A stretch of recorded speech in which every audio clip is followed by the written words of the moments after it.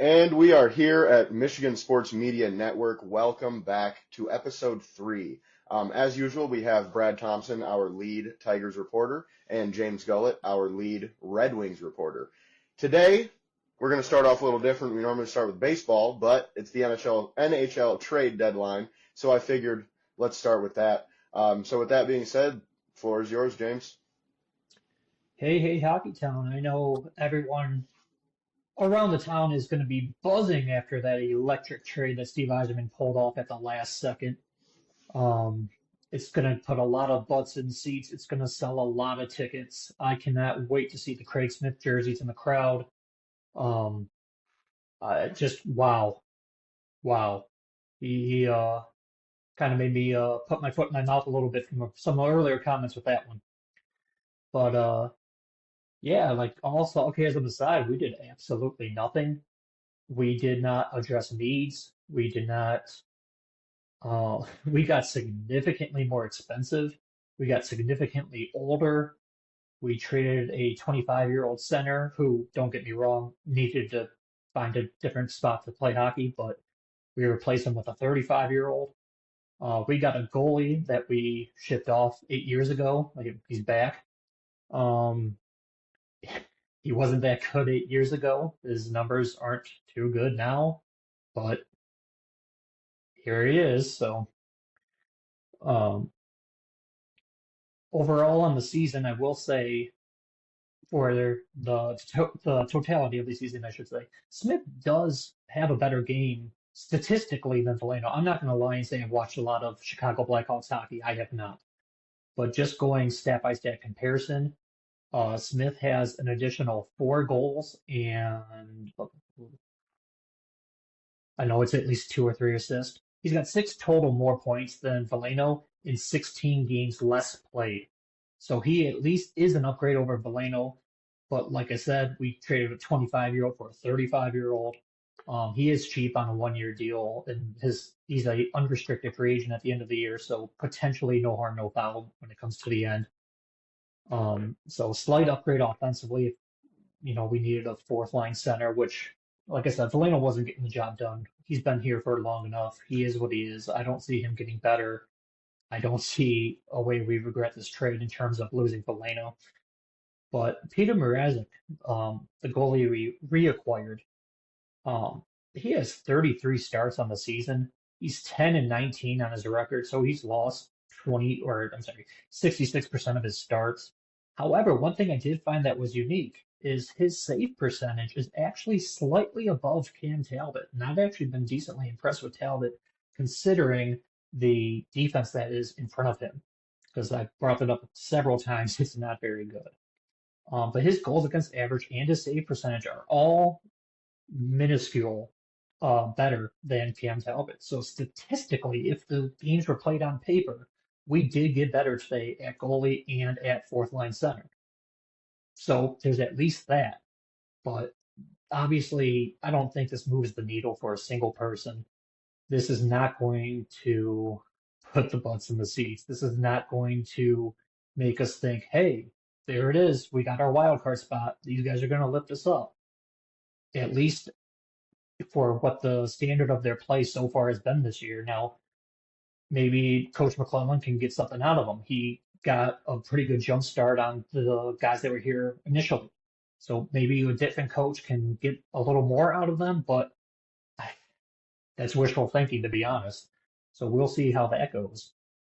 Um, the only other thing I really wanted to say is no longer about the deadline because that was the only move we made besides getting rid of Uso, which we talked about on prior podcasts. But the Wings lost against Utah the other night. We are now 0-4 our last 4 games. Carter Mazer played 2 shifts. He unfortunately dislocated his elbow, and they put him on injury reserve today. So a lot of hype and a lot of um, shine and things that people were looking forward to. At least I was really looking forward to seeing him play, not only for his debut, of course, but the rest of the season, see if he can build something.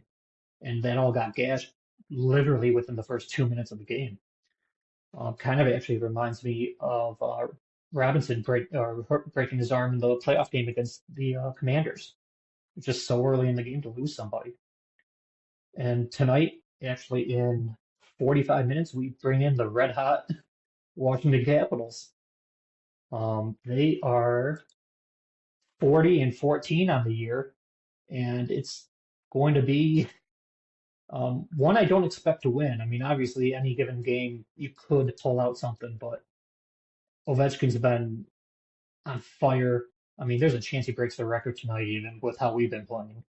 So we'll see what happens. But in terms of the trade deadline and overall position of the Red Wings since Wednesday, nothing really changed, and I don't have too much hope for the immediate future, unfortunately.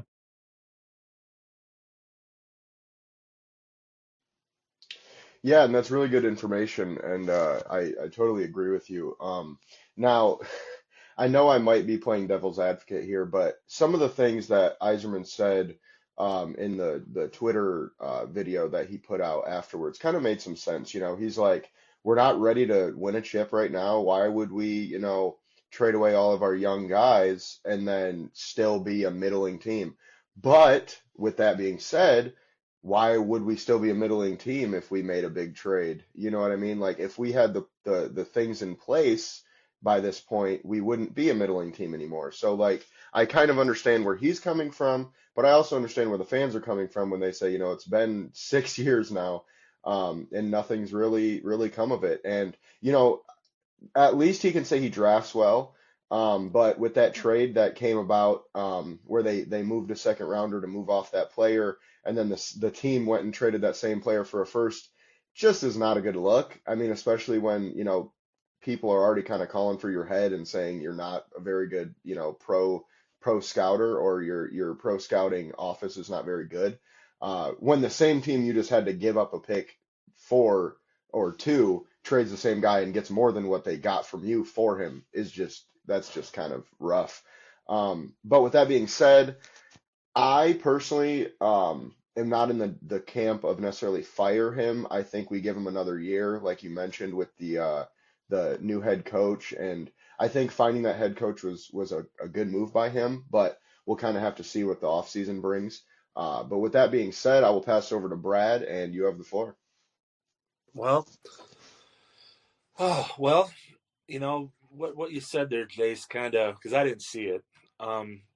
It's a head scratcher, and it almost probably inflames some people. So he's saying, if I get this correct, that they're still a middle of the road team. Okay, fair enough, they are. And he's been here 6 years. So we have went from the doldrums to 6 years later. Yeah, we're mediocre. Okay, no, okay, I get it. Cool. Awesome. Kudos to Steve. Yeah, guys. With the Iser plan, we hear he's drafting well, and perhaps he drafts well. But if he drafted well, they'd be up now the last 3 years. And who do we really have up here? I mean, Raymond was a no-brainer. Sider, well, I take that back. Raymond wasn't a no-brainer. All right, and he did do well with Sider and Raymond. I'll give him credit for that. I take that back because we got screwed in the lottery. So he was able to identify those, but that's in the first round. I mean, I don't know. It just nothing really to me stands out. I don't see it. Dylan Larkin is a second line center on a good hockey team. All right, he's the second line center. That's fine. We saw in the world in the World Ice championships they had. He was a fourth line. What does that say? All right, you've got Canada, you've got United States, and he's fourth line. So basically, that tells me second line center. All right. Okay, cool. But I keep coming to this, and I'm a little older than you guys, so you may not really know what it means. But with this Iser plan, I think we're all sitting here as Red Wing fans, like Judge Smale on the last hole at Bushwood. All right. Well, we're waiting, and I think we're just going to keep waiting, guys. I do. Dallas goes out and they go out, they get Renton. That's great. and say, oh, they're over the top and everything. Well, you get Retton. Okay, you have to give up somebody. You don't give up a Sider. You don't give up a Raymond. If you give up a Larkin, you do. Retton is a top 10 player in the NHL. Dylan Larkin is not. Retton would have been a building block. Yes, you would have had to assign him, and Dallas signed him to what's going to be a $12 million a year contract.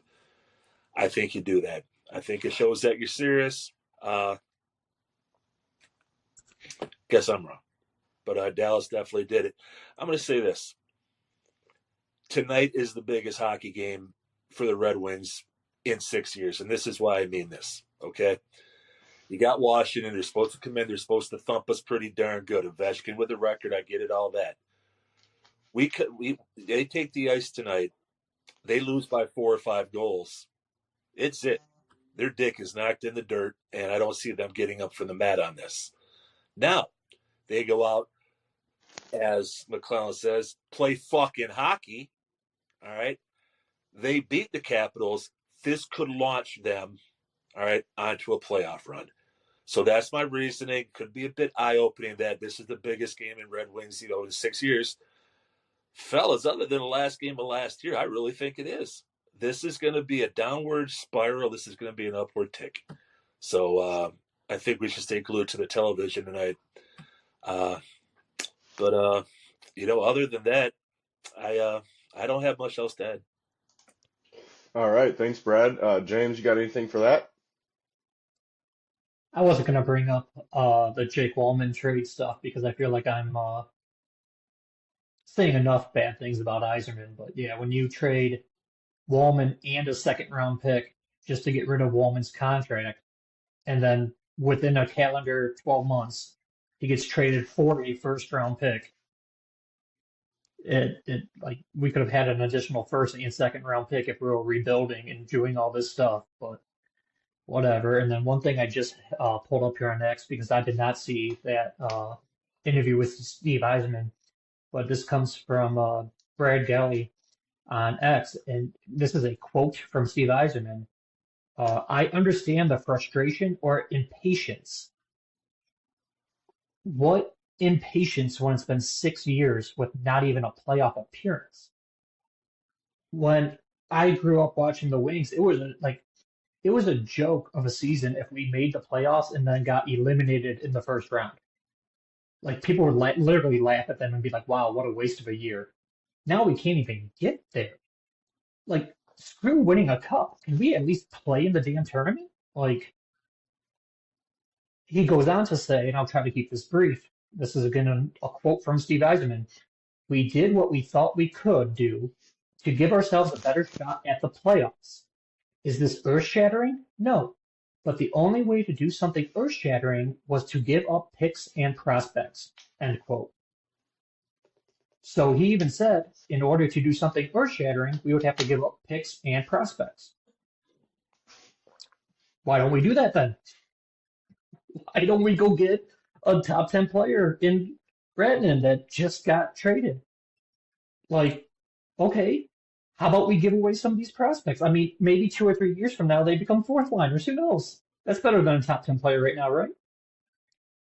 It's just, and it feels weird saying bad things about Yzerman. I grew up idolizing the guy, but if his name was Steve Jones instead of Steve Yzerman, he would have been fired 3 years ago.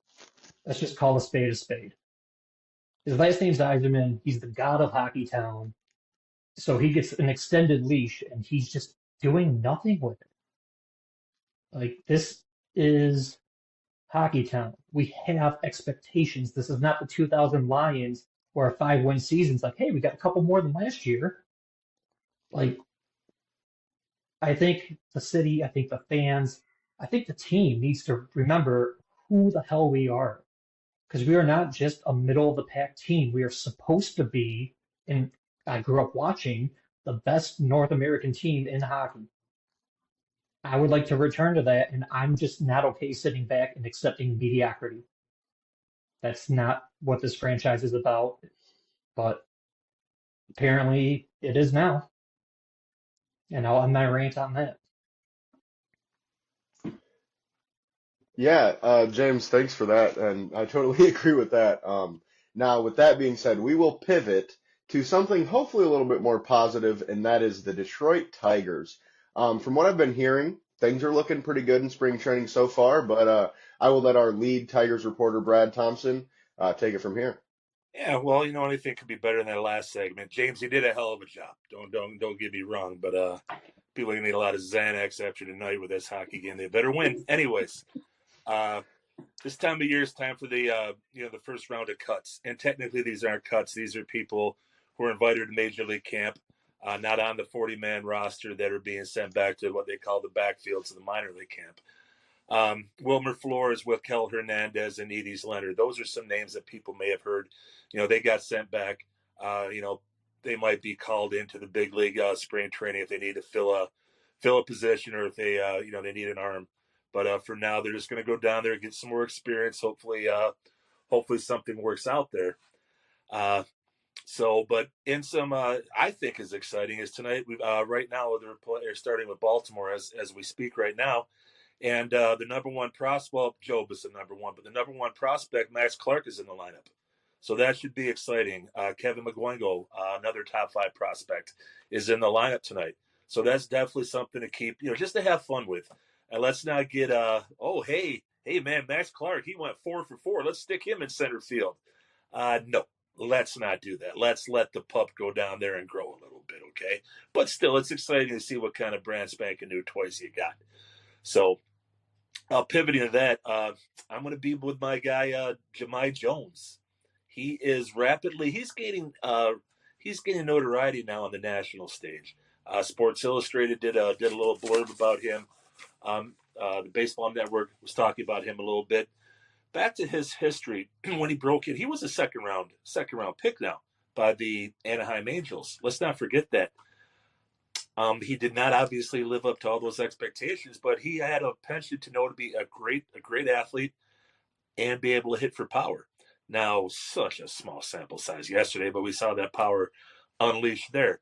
Things didn't work out with the Angels. He got traded to Baltimore, which is kind of funny because he got traded for our starter, Alex Cobb, back when he got traded to Baltimore. Spent some time at 23 with the Brewers and the Dodgers, then ended up, like we've talked about, in the New York Yankee organization. Came over here. Guy's got pop in his bat. He's got the versatility. AJ likes platooning. That's AJ's kind of game. And right now, I think he's in this mix. I will probably look silly, but I'm going to go on record saying he's going to go north with the club.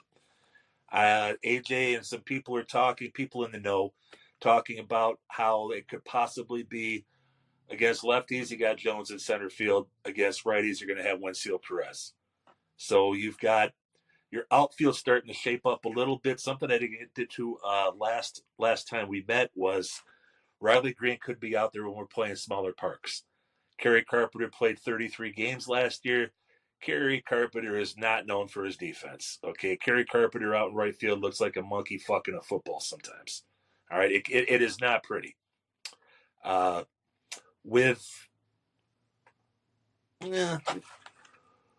do I want to put this? With a little bit of help, they can fill those spots. The platoon is going to have to go. Vreeling is not going to be able to start the season. So the platoon is definitely going to have to be something that you can be looking at a Riley Green with a Justin Henry Malloy and Kerry Carpenter in there sometimes, but that would be in the smaller parks because they're not going to cover a lot of ground.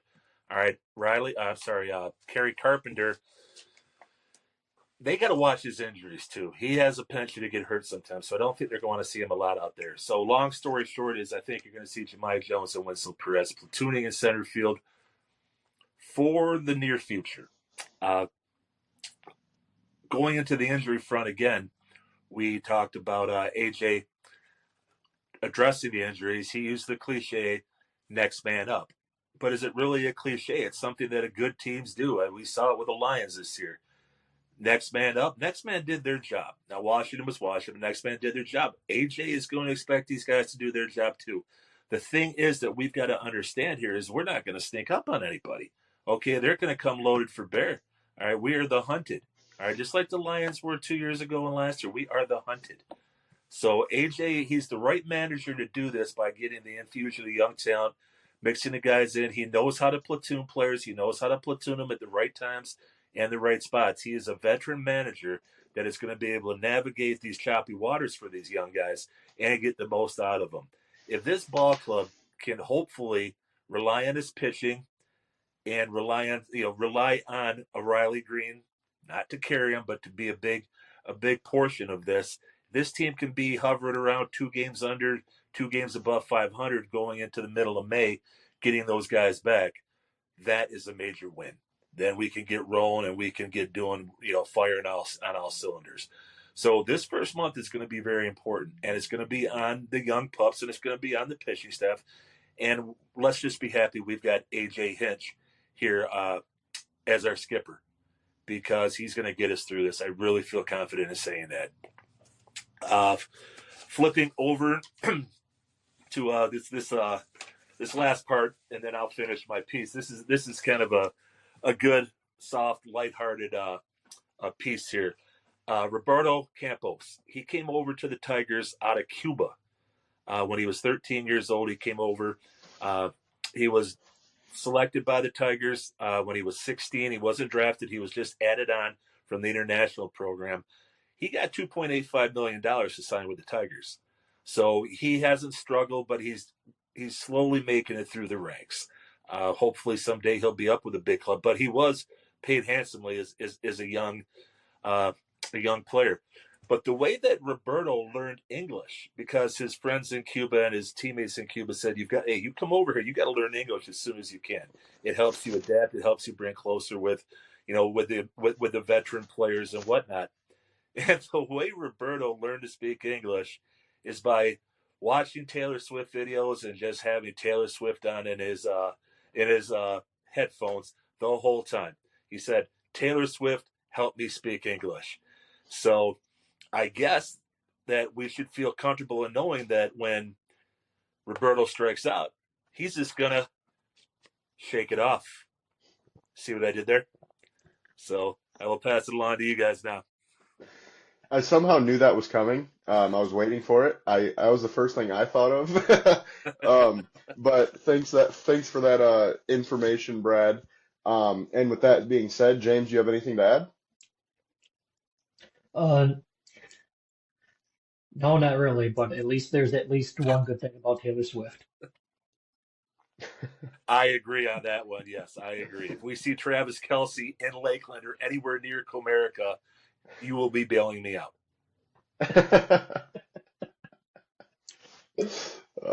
Looks like Brad's got to take off. We will see you, Brad. Appreciate you for being on, and we'll see you on the next one. Now let's pivot to the Detroit Pistons. They're coming off of a pretty rough loss a few days ago to the LA Clippers. Harden came into town and absolutely cooked us. He dropped 50 points. He did have quite a bit of free throws. He was getting to the line all night. But he had 50 points, 5 assists, and 4 rebounds. Don't love giving that up as the Pistons, especially to a Clippers team that really hasn't been that great this year. And it was one of our first losses in a while. The last loss we took was to the Nuggets a week ago. But Cade absolutely balled out. He had 37 points, 10 assists, and 7 rebounds. Another just great showing by him. I will say, though, this was one of Jalen Duren's roughest games of the year. He just did not really do much on the floor outside of defense, and as we can see, didn't really do too much on that front either. He had 7 points and I believe less than 5 rebounds and less than 5 assists, which just is not great coming from your starting center, and he played over 20 minutes in the game, so just not really what you're looking for. And obviously he's been great lately, so this is just a one-game situation. We're not really going to, we're going to take this with a grain of salt because we know that's really not who he is. But on a more positive note, Dennis Shroder had his best game of the year for us so far.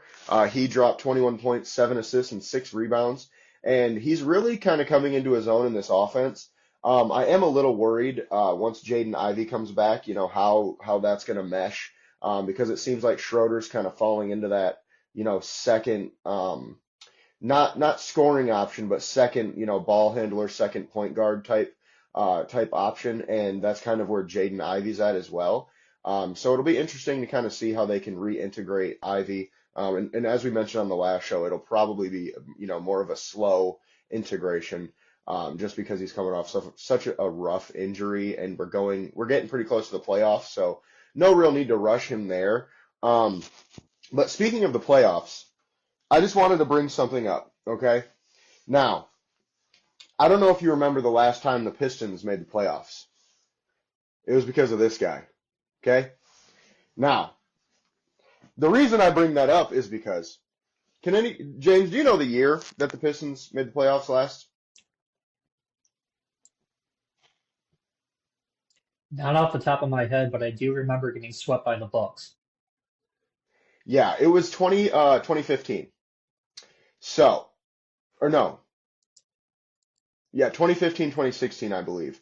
And with that being said, that's rough. It's been quite a while since the Pistons have made the playoffs. And it looks like not only will we make the playoffs this year, we're going to be a top 5 seed. If we can kind of keep winning and keep this thing rolling, it's looking pretty good on that front.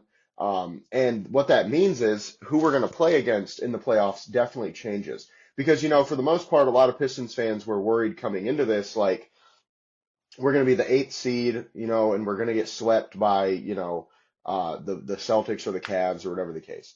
Now, I think the Pistons have a legit chance to win a playoff series. Call me crazy, but let me look at the standings real quick. I feel like the Pistons could make some noise in the playoffs if they play the right team.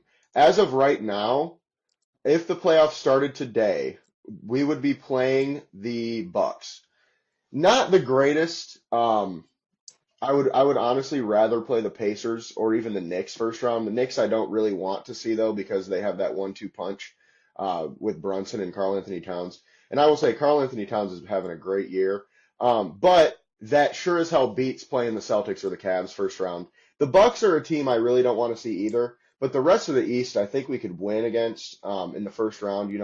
Going from 1 to 10, we have the Cavs, the Celtics, the Knicks, the Bucks, the Pacers, the Pistons at 6, and then the Heat and the Hawks to round out the top 8. And then in the play-in, we're looking at the Magic, the Bulls, the Nets, and the Sixers right now as the teams who are kind of vying for a shot. So if we can keep moving up that ranking, right now we're only 1 game back from the 4 seed. So if we can keep winning, we could jump into that 4 seed and see ourselves take on, maybe the Heat or something along those lines, which I would feel a lot more comfortable about.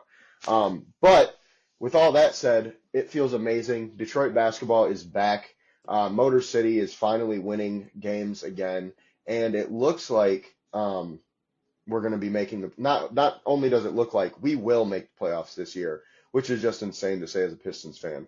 But with that being said, I'll pass it over to you, James, if you have anything to add.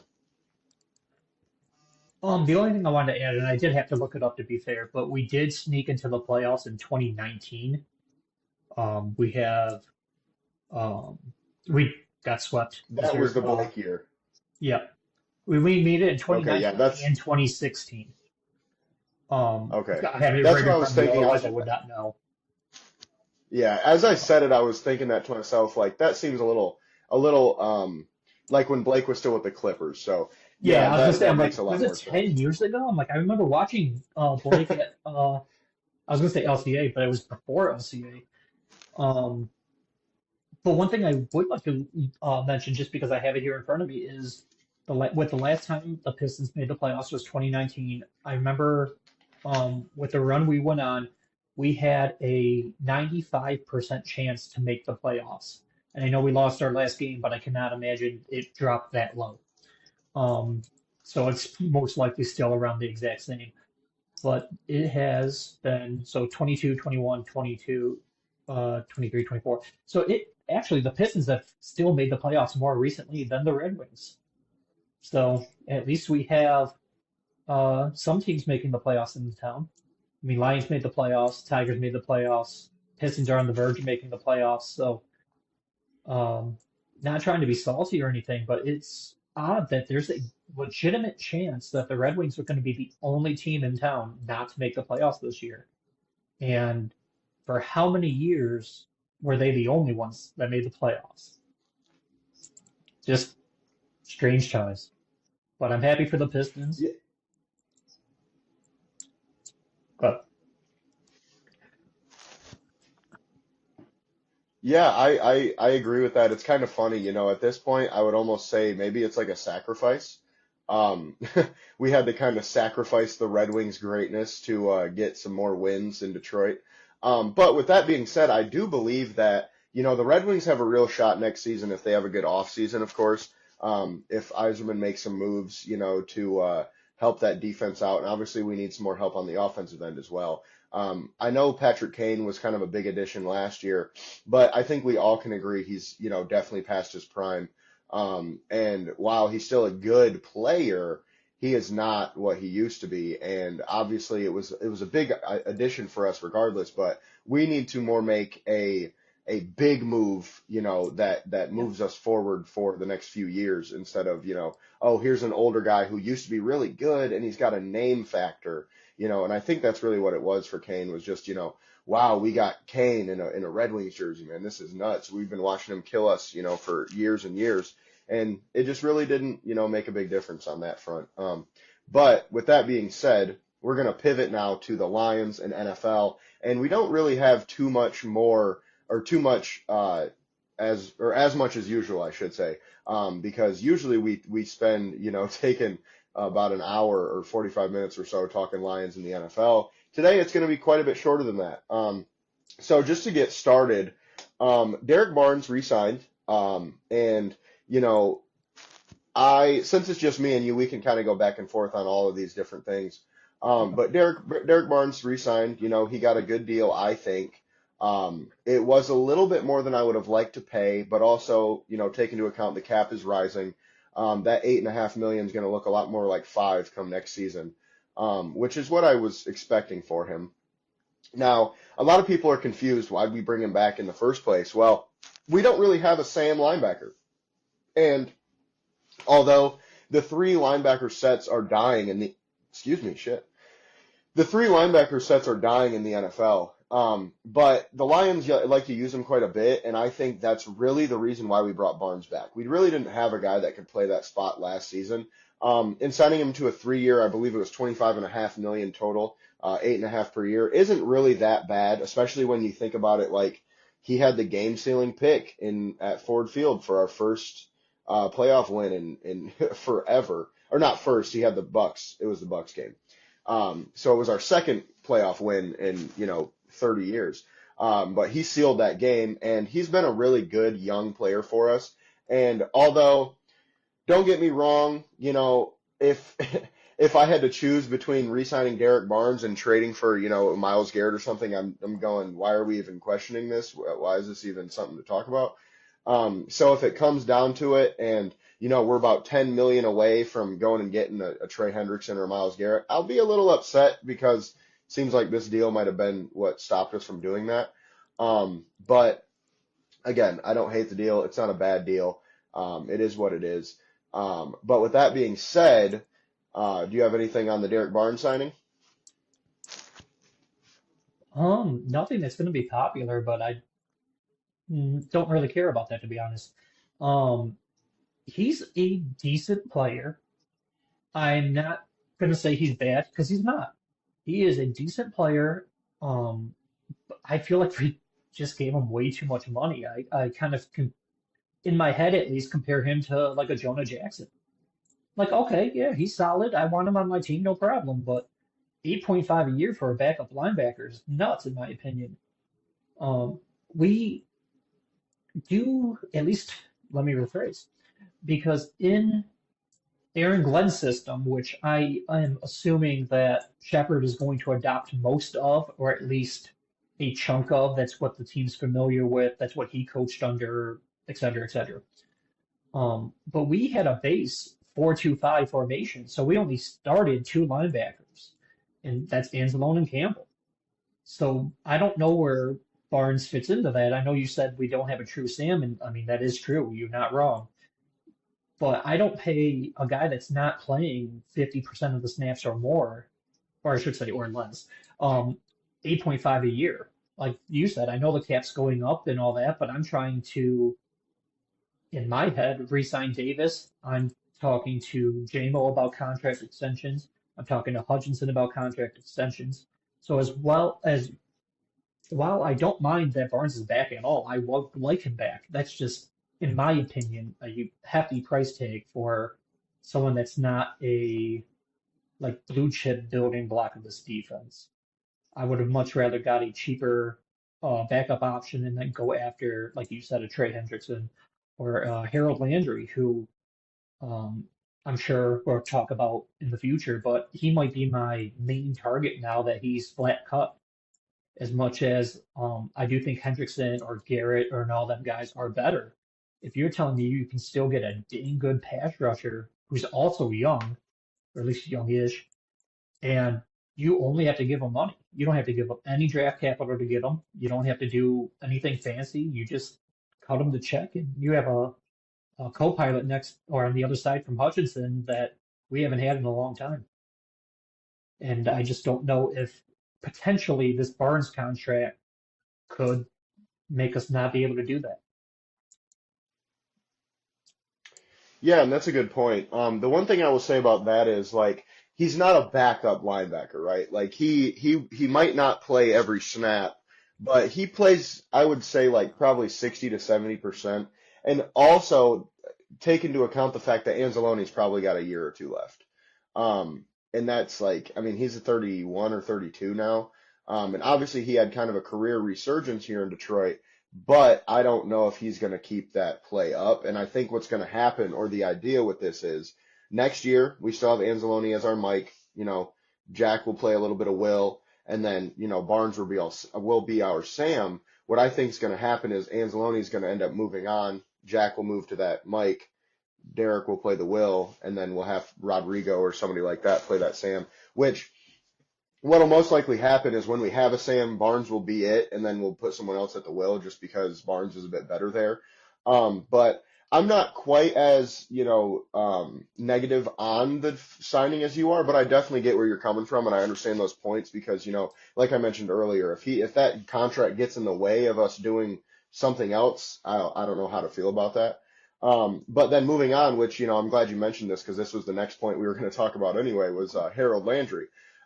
He got cut, as you mentioned, and he was set to make, I believe, $17.5 million this season. The fact that, okay, let me say it this way. The fact that he got cut kind of concerns me, okay? Because $17.5 million is not that bad for someone who's a good pass rusher.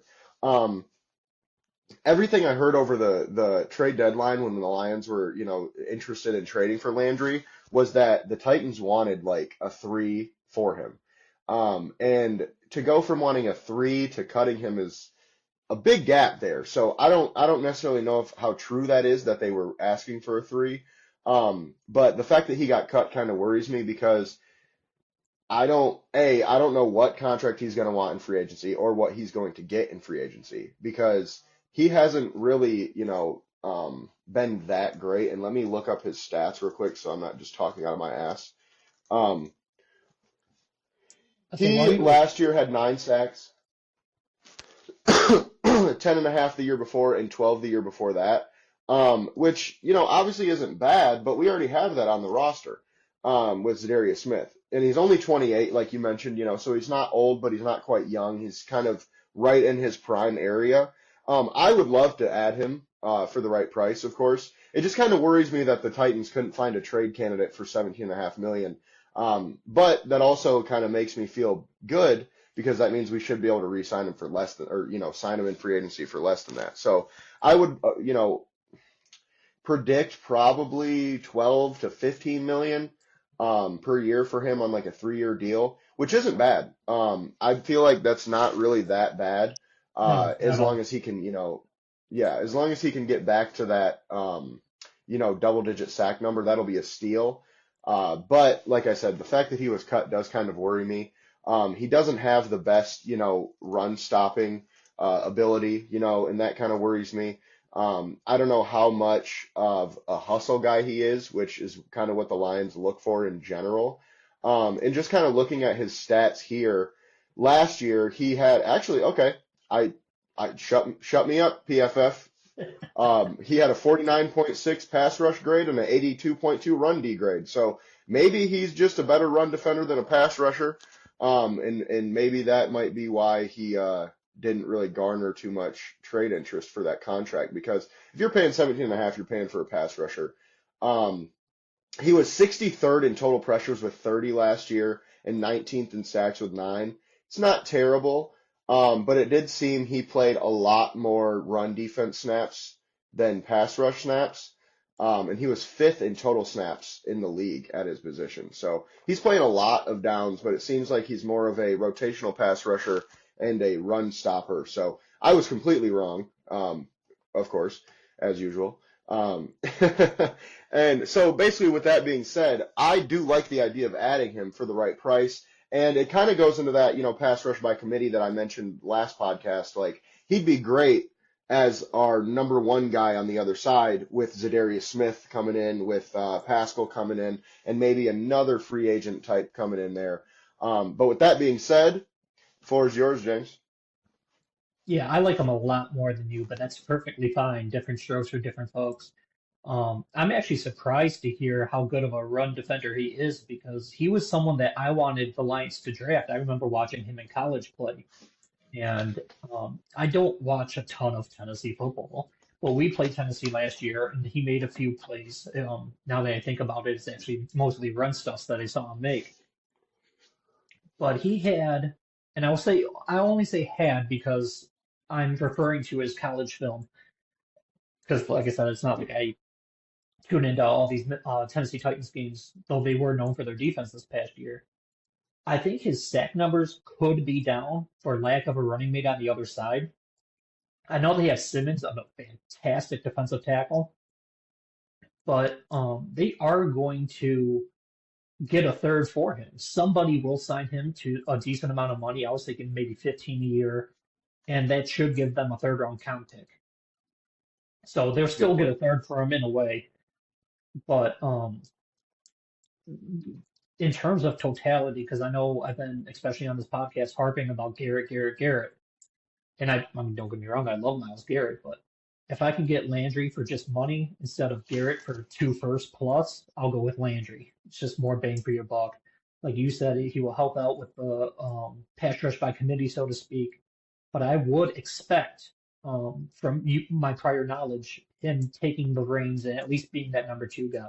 And he, of course, defensive lines rotate all the time just to keep their legs fresh, all that. But I do think he would be the starter and that co-pilot, so to speak. Yeah, and I totally agree with that. I do think if we signed him, he would definitely be the number one guy on the other side. Excuse me.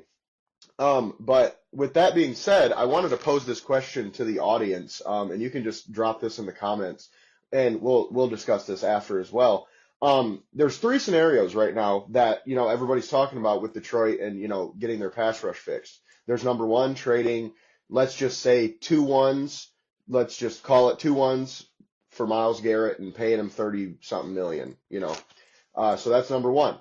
Number 2, trade a 3rd and maybe a 5th or just our 2nd for Trey Hendrickson and then give him like 25, 28, something like that per year. Or we could go and sign a guy like Landry for, say, $15 million a year. And then maybe sign another guy like Pat Jones for like 7 or 8, which is, I've mentioned him every podcast because I'm just a big fan. And I think we should definitely bring him over. But which one would you rather have? Myles Garrett for 2 first-rounders and $32 million or $35 million, whatever it's going to be. Trey Hendrickson for a second-rounder and $28 million, or Harold Landry for $15 to $18 million. Oh my God! Geno Smith just got traded to the Raiders, bro. But just now, Geno Smith just got traded to the Raiders. For what? Wow. For a 3rd-round pick. Wow. Okay, so who's quarterback in Seattle? Sam Howell, baby. The North Carolina Demon. Let's go. It's Sam Howell season, son. The funny thing is anyone that follows that or has been following me on X for a couple years. I really like Sam Howell. Me At least too. coming out as a prospect. I think he was not talked about nearly enough, but obviously he didn't flourish in the NFL. But I really liked him as a prospect. Now that Right. we've kind of seen him at least get his feet wet in the NFL, I don't know if I would want to hang my hat on him. But dang, um, I knew at some point doing this 3 days a week we'll have like breaking news during our segment. I did not think it would take the first week, but Yeah, okay. that's pretty wild. And I mean, it's not. Let's kind of temper this down a little bit.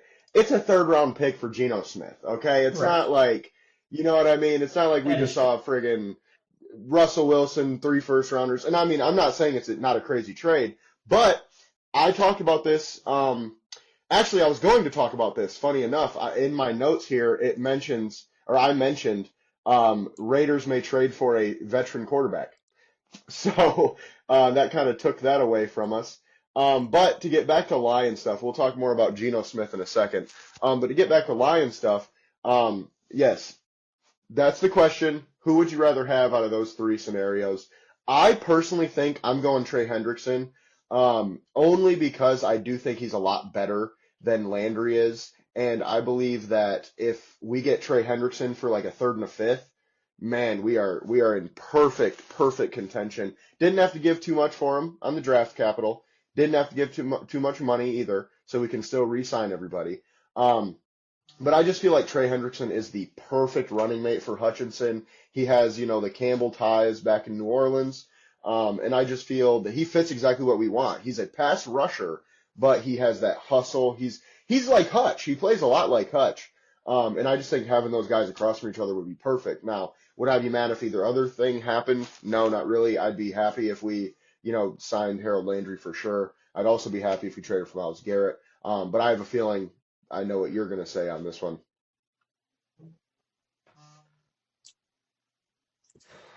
I'm torn. I would. Can we do all three? Can we give up two first, a third, and a fifth, and then just the money? We have all of them, and we can just go get. Obviously, we don't have the money for that. I'm torn. Bang for your buck. I think the most. How old is Hendricks? Do you by chance know how old he is? 30. He's 29. He'll be 30 when the season starts. I'll actually go Hendricks then. Hendrickson. He's. I'm pretty sure. Don't quote me on this, but I'm pretty sure he's a team captain. If not, I know he was in the past. I've seen pictures with the C on his chest. He's already played next to DJ Reader for years, who we also have, so that way they have the familiarity for stunts and other things. Um, I could be mistaken, but I'm pretty sure I tried to find it in that quick section real quick, but I could not find it again. I think I have it on a screenshot on my phone. But he is, I'll give a barrier just to be on the safe side, but he's in the top five in sacks in the league for the last 2 years combined. I'm pretty sure it's the number one, but he for 2 years combined. But he's also durable. I don't want to jinx the guy, but I'm pretty sure I also saw something that he hasn't missed a game in quite a while. And obviously, availability is the best ability. If literally anything, the Lions know that, especially now. Um, so I did want to try to quickly look up games played. Each of the last two Yeah, years, I at do least, believe he's played he's most. 34 for 34 games. And he Yeah. actually, yeah, you know what? After looking up the stats, because I know he was good, um, I did film research on DJ Reader when we got him, and obviously he stood out as well. He was on the same tape, same field. He had, yeah, back-to-back seasons. For each of the last two seasons, both years, he had exactly 17 and a half sacks. So I know sacks is just one stat. Everyone will, he's got a lot of quarterback hits. He's healthy, he's durable. Um, for only a third, and like I think you said a third and a fifth, either way, that's a steal. Um, for someone to be, he would be the bookend. He would end the committee. So as much as I would like Landry, and it would not cost us any picks because I know a third is not a lot, especially for a pass rusher getting 17 sacks. But Brad Holmes can do some magic with some of those picks in the middle rounds. Like I know every fourth round pick's not going to be St. Brown, but um, yeah, Hendricks would just completely end that committee. Not, I don't want to say nonsense, but it would just be him and Hutch, and everyone else would just be there to fill in when they need a breather. So after seeing he's got 35 sacks total in the last 2 years, he would be my main focus. Yeah, I have to agree with that. Trey Hendrickson, I think it was obvious as soon as he became available that we should be going after him. But moving on to the next Lions discussion point, Carlton Davis is not coming back to Detroit. Unfortunately, Dave Burkett reported today that it's likely, or Carlton Davis is quote unquote too pricey for the Lions, which, yeah, we'll see how that goes. Um, I don't know what the hell that was. I'll say, was that Um, you? no, I don't know what that was. But apparently Carlton Davis was too pricey, and kind of like we talked about last podcast, we kind of figured that Jacksonville or somebody like that's going to offer him more money than we are, and that's totally fine. The only problem with that is now the Lions have to pivot, and we have to, sign somebody else. I don't really see Darius Slay coming in and being the guy for us this year. At least I hope not. I love Slay, I really do. I'll tell you a small story about Darius Slay. The first time I went to a Lions training camp, I was sitting, this was years ago, this was Matt Patricia days. I was sitting in the front bench, and that was like 5 feet away from the fence or 10 feet away from the fence. So, the Patriots were there, and Tom Brady's like 15 feet away from me, Matt Stafford's 20 feet away from me, and I'm just like freaking out. I'm like a 16-year-old kid. And I'm just like looking around watching, and me and Darius Slay locked eyes for like 5 seconds, right? And he just hits me with a "Sup, bro?" And I was like, as a 16-year-old, my life was made. I was like, this is the coolest shit ever. So just, I say that to say I love Darius Slay. Darius Slay is one of my favorite players in the whole NFL. But with that being said, I don't feel comfortable relying on a 35-year-old corner. I don't care who you are. Your name could be Darrelle Revis. I don't feel comfortable relying on a 35, 36-year-old corner to be the number one guy on a Super Bowl winning team. I know he just did it last year, but we're a bit different. I'm But like, we're a he bit really was different just the than the number one Eagles. corner on the Super Bowl team. Yeah, and that's great, but we also don't have the defensive line the Eagles have. Now, if we went and made that trade for Trey Hendrickson, I might feel a bit better about Yeah. having Slay as our number one guy. But with that being said, I still think people are kind of discounting Rakestraw a little bit, and I think that's okay. Call me crazy. I think Brad Holmes had this in his head. We traded third for Carlton Davis and a fifth or whatever it was, Yeah. and then we let Carlton leave, and he gives us a comp pick back. We take a corner with the first and second pick. We're good. We basically just got a free year of Carlton Davis, if you think about it that way. And I mean, obviously having to take a second round and a first round pick for corners isn't great, but hopefully Rakestraw can play. But with that being said, corners are not that deep on the free agency market this year, so they're going to command a lot of money. And with that being said, if Davis is too expensive, the other guys probably will be too, outside of, a Darius Slay or, somebody like a Rasul Douglas who has played at a decent level the last few years. He is getting kind of old. And really the hope is right now for Lions fans that Terry and Arnold can be our number one.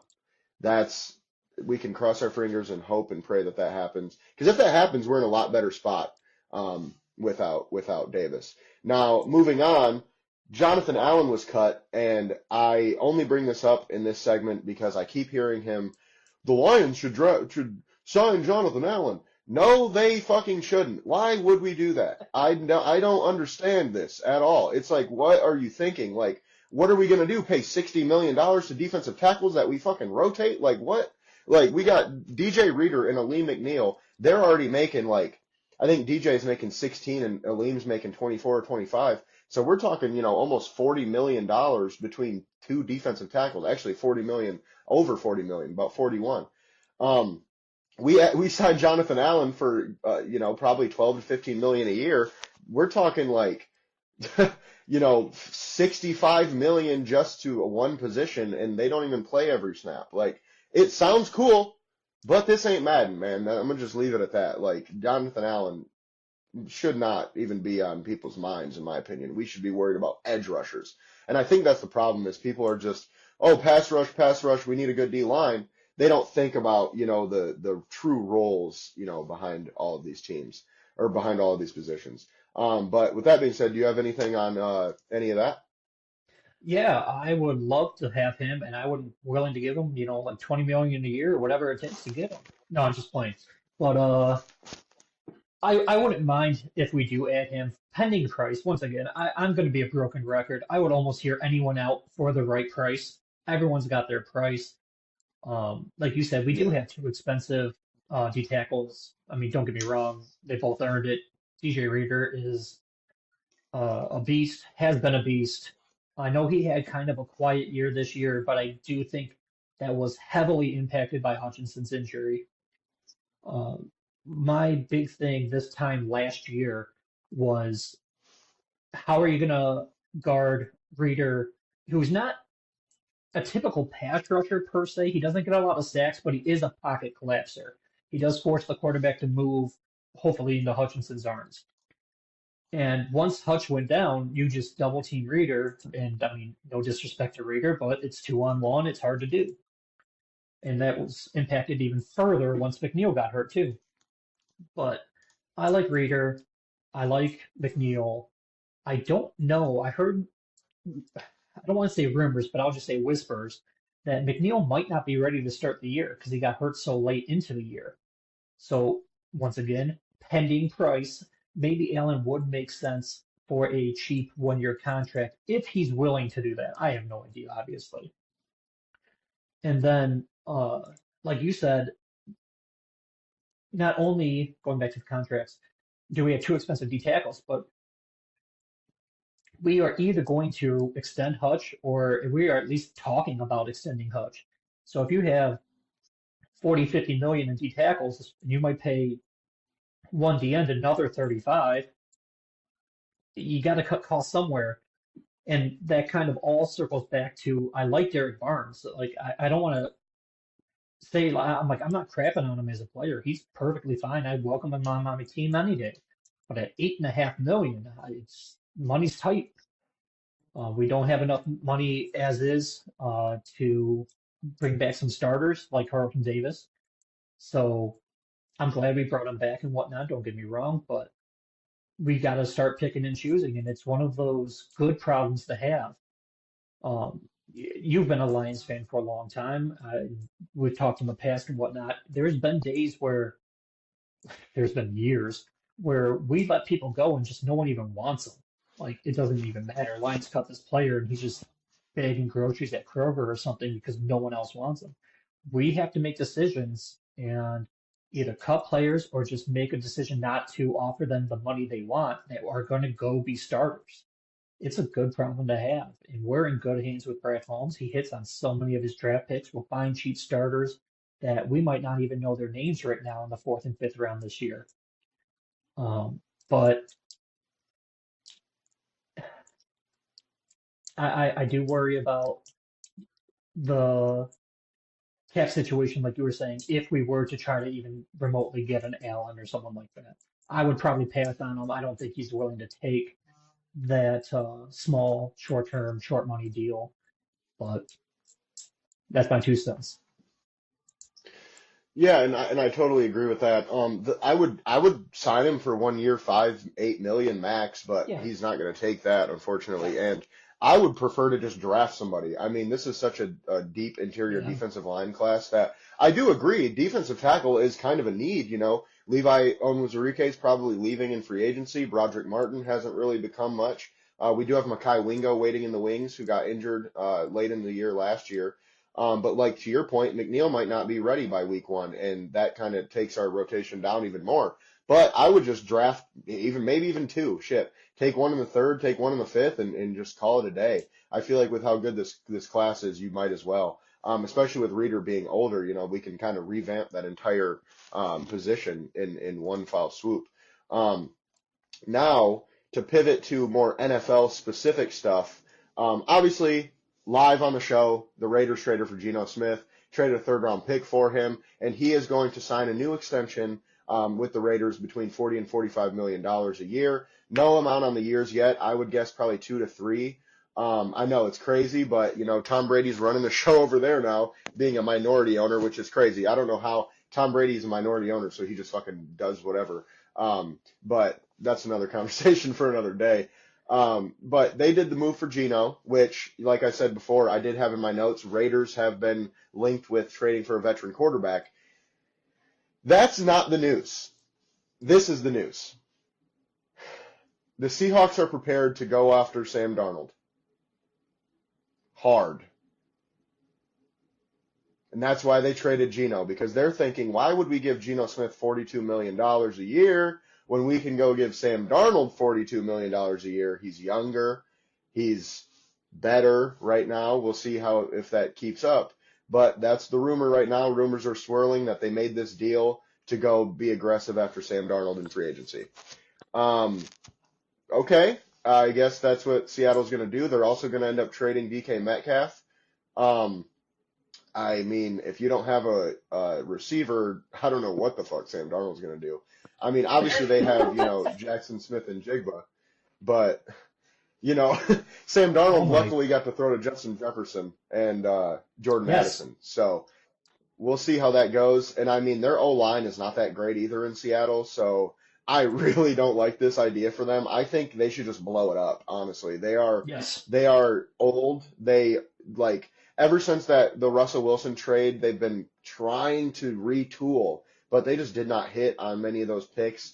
Obviously, they hit on Devin Witherspoon and a couple other guys throughout the process, but they didn't do a Brad Holmes job of, retooling that team and having it back to, being great in a couple of years. Don't get me wrong, they've been pretty good, but if you're going to cut Tyler Lockett, trade Geno Smith, trade DK Metcalf, you might as well have a mini rebuild and not try to go sign Sam Darnold for a bunch of money. If I were them, go after Aaron Rodgers, man. I know I say this about every team, but go after Aaron Rodgers. Go get you a bridge guy that, your fans don't hate, hopefully, and get you a guy that can not necessarily win you a Super Bowl, but keep you afloat for a couple years or at least 1 year until you can find your guy.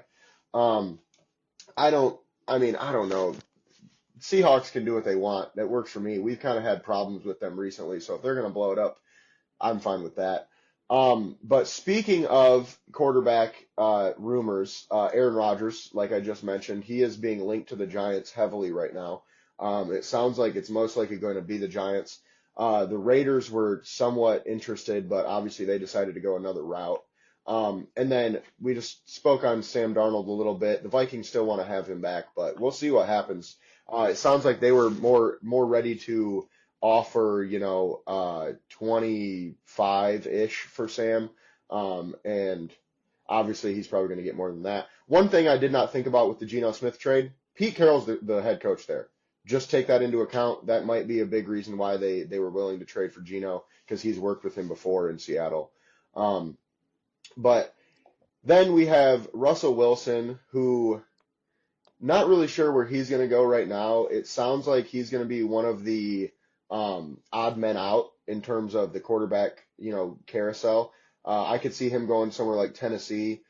Basically anywhere that Russell Wilson is linked to, Rodgers is likely linked to, and it kind of just depends on who those teams decide to go with. And then on the Seattle front, but a different position, DK Metcalf has heavily been linked to the Patriots and the Chargers recently, which makes a lot of sense. I think that, the Patriots were the obvious choice for me with Drake May there, but he said he doesn't want to play in a cold climate unless they're contending. So we'll see how that goes. Buffalo Bills have also been somewhat aggressive on that front, but again, we'll see how that goes. I do think he ends up a Charger. Okay, I just think it makes the most sense. I think the Justin Herbert, DK Metcalf connection, I think DK would love to play with him. Kind of fits stylistically there, and gives them a true number one X receiver. Now, with that being said, we'll pivot to another wide receiver, Chris Godwin, who recently has been talked about to get upwards of $25 million a year on the open market, which that's a lot of money. I love Chris Godwin, but I wouldn't pay him more than 20 probably. And I could see him going somewhere like Carolina, or Pittsburgh, or New England. I could see basically Godwin going wherever Metcalf doesn't. And that's kind of how I look at that. Whoever trades for DK, that second team's going to go out and sign Chris Godwin. Because if you're willing to give up picks and that same contract for DK, you might as well give it up for Godwin if you didn't get him. And then with that being said, there is a lot of talent available right now at many different positions, whether it be free agency or trade. Obviously, we talked about Trey Hendrickson being available.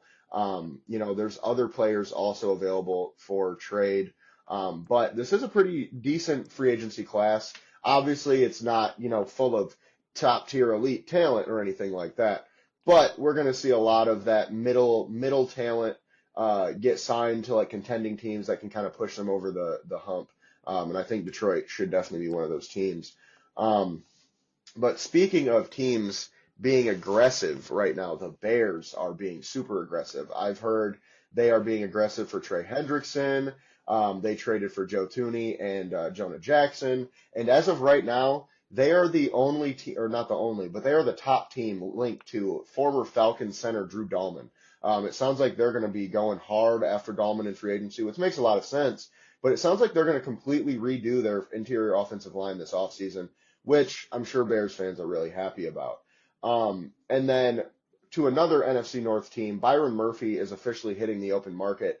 It sounds like the Vikings are going to struggle to bring him back, especially if they end up signing a Sam Darnold extension, which I would love to see Byron come over to Detroit. But he did have some, not so nice things to say about our team at some point last season. So kind of just take that into account with that one. I do love Byron Murphy, but I don't know if he'll actually end up wanting to play here. And then last but not least, Lavonte David re-signed with the Buccaneers while we were on as well. 1 year, $10 million. He's a guy I would have loved to bring to Detroit instead of Derrick Barnes. Honestly, like I would have given Lavonte that 1 year, $10 million over Derrick Barnes every day of the week. But if we're taking into account the Anzalone issue and Barnes kind of being our next linebacker up, I kind of get making that choice. And then the last thing I have on here is Raiders may trade for a quarterback, but they already did it, so no need to talk about that. And then with that being said, I'll pass it back to you for any additions you have. Gave me a lot to talk about there. I don't like any of those quarterback situations that were just brought up. I mean, good for the Raiders. I'm like, okay, a third for Geno. You're not giving up a high draft pick. You get a veteran. You know what you're getting out of Geno. He's a professional. He's no, off the field drama or anything. He can hold down the starting position, but he's not going to wow you. He's not going to win you over. And the fact that that type of player is now getting over 40 million. Like I know he's a quarterback, but I mean, for 5 million less, you can have Max Crosby, who actually changed the game. And that's just wild to me. Like I understand why the Patrick Mahomeses and the Jared Goffs of the world make bank. They deserve it. They put the team on their backs, etc. But Geno Smith's just not that guy.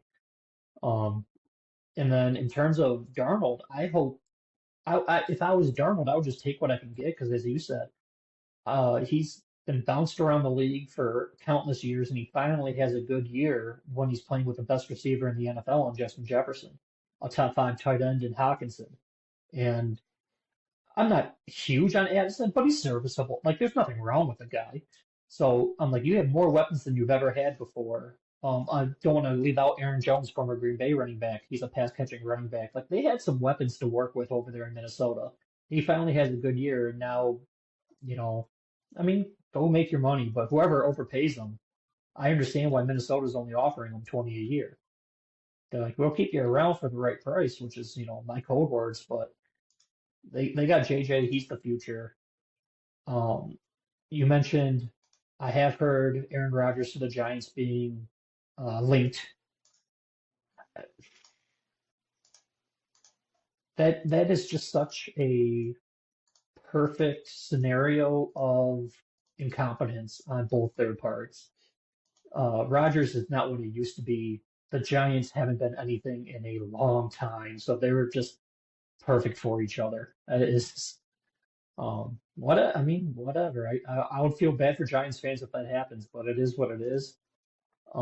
They got Malik Neighbors, so I mean, maybe he can try to turn him into the next Devontae Adams, or at least prime Devontae Adams. Uh, but that doesn't move the needle. None of those moves to me move the needle at all. I know you mentioned Lavonte David signing. That one does suck. I would have loved to have him. I don't want to get too far off discussing linebackers, but I have my eye on a couple linebackers that could potentially be first round draft picks for the Lions. So I'm curious on what could be there, but I'm sure we'll do a draft show or at least more draft talk later on. So I'll save that for then. Um, what was the other news I saw? And sorry, give me one moment. Yeah, the Bears. The Bears were the other thing I want to talk about because they have been linked to Hendrickson, and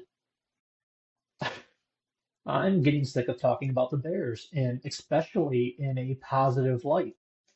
Like they've gotten so much wrong year after year, and yet all of a sudden, I mean, maybe it's the Ben Johnson effect, but I know Ryan Poles has ignored his O-line his entire time he's been there, with the exception of Wright, the one draft pick he took in the first round for the O-line. But all of a sudden, like it's just trench after trench after trench, and I mean that's how the Lions are built. That's how Philly's built. So it's the smart way to build a football team. I just don't like that a rival's doing it. But I gotta give them kudos. Even if they don't get them, the fact they're trying shows that they're at least on the right path. And as much as I hate them, I'm not just gonna, you know, talk crap about them just because they're my rival. Like they're doing good stuff right now, so it sucks, but it is what it is. It Them boosting their O line. I know I touched on it on Wednesday's show. It makes me want to do something back. Like, okay, you boosted your O line. Now let the Lions go get Hendrickson. Now, we're back to even. You boost one side, we boost the other, tit for tat, move on. But, we'll see what happens. There's the NFL offseason is beyond fresh.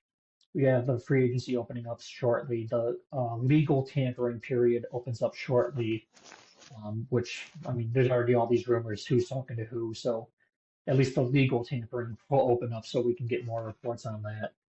Metcalf, I do think he's going to the Chargers. Like you said, that is just a perfect fit for him. I am not too big on Godwin anymore. Godwin earlier in his career was an absolute phenomenal player. I would have loved to have him and all that, but he's had, um, in my opinion, a fair amount of injuries. I don't think he's like missed too many games because of them, but I've seen a fair amount of Tampa Bay Bucks games, and there's been a lot of time where he's playing through something, and I know his stats and the market value for his production might say 25 million, but I don't touch that with a 10-foot pole, even if I'm not the Lions. If I'm a wide receiver needy team, unless I'm New England, who has almost infinite cap space, I just don't touch him with that price tag. Yeah, and that's a good point. And I don't really have too much to say about what you said, but I do have one thing to add in terms of the pass rushers. I don't really see a trade getting done for any pass rusher until after the first couple days of free agency, mainly because guys like Landry are available, Bosa is available, and I think a lot of these teams would rather, go sign a guy or two guys for the same amount of money without having to give up a draft pick, which could also mean we see values go lower as time goes by, for these, all pro, Myles Garrett, Trey Hendrickson guys. Or they could stay the same because, these teams are more desperate after free agency. So it'll kind of be fun to see how all that, fleshes itself out. And then one more thing before we go that I forgot to mention. Kirk Cousins officially asked to be released by the Falcons. That's not going to happen. Everybody knows that. Not going to happen until he decides, or unless he decides to give back all his money. I feel like Kirk Cousins is not, nobody's going to make that move unless he gives back his money, and I don't see him doing that. It sounds like nobody's willing to trade for him either, which I wouldn't be. I don't know why you would trade for that contract. I actually had somebody on Twitter not that long ago tell me that, the Falcons should give up a fourth round pick to trade that Kirk contract.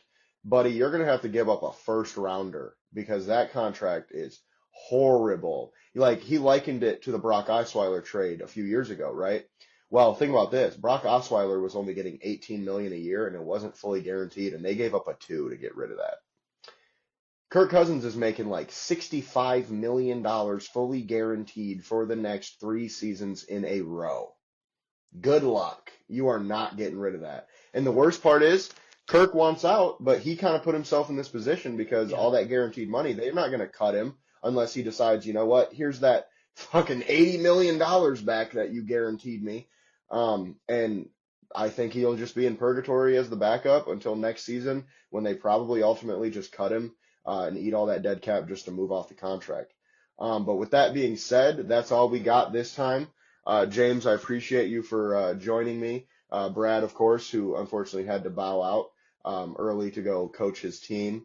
But we appreciate you guys for watching. You can find us on Twitter at MI Sports Media. You can find us at our website, misportsmedia.com. You can find James on Twitter at Gullet_James, and you can find me on Twitter at JaceOSweet. That'll do it for this one. Appreciate y'all for watching, and we'll see you on the next one.